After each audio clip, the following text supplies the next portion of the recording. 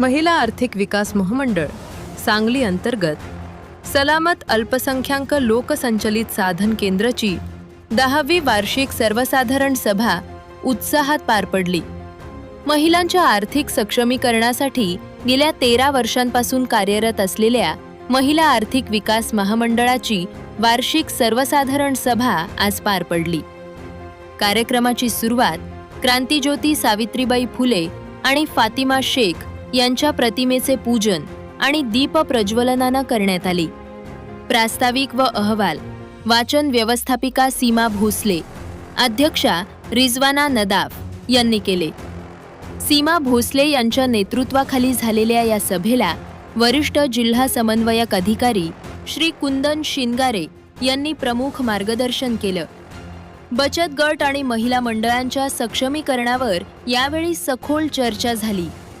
सलामत अल्प लोकसंचालित साधन केंद्राची 10वी वार्षिक सर्वसाधारण सभा 2025 ते 26 नुकतीच उत्साहात पार पडली। व्यवस्थापिका सीमा भोसले यांच्या उपस्थितीत झालेल्या या सभेत मागील वर्षभरातील कामकाजाचा आढावा घेण्यात आला। अधिकारी कुंदन शिनगारे यांनी प्रमुख मार्गदर्शक म्हणून उपस्थित राहून बचत गटांसाठीच्या शासकीय योजनांची माहिती दिली।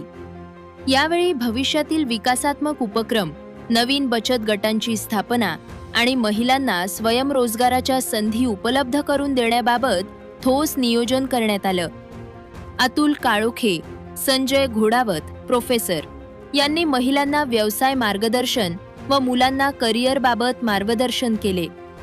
या सभेला पोलीस उपनिरीक्षक रविकुमार सोलनकर यांनी महिलांना सायबर क्राईम व होणारे गुन्हेगारीबाबत फेसबुक, इंस्टाग्राम व व्हॉट्सॲपवर होणाऱ्या गुन्हेगारीबाबत मार्गदर्शन, तसेच स्वप्नील नायकवडी, सांगली पोलीस यांनी महिलांना मार्गदर्शन केले। सहाय्यक जिल्हा समन्वय अधिकारी यांनी कल्पेश उमरानीकर बचत गटाच्या महिलांना मार्गदर्शन केले। यावेळी बचत गटांच्या महिला मोठ्या प्रमाणात उपस्थित होत्या। आदर्श माता, आदर्श महिला, बचत उद्योजिका महिला, 19 लाख गटाला कर्ज मिळालेली, गटाचा सत्कार करण्यात आला।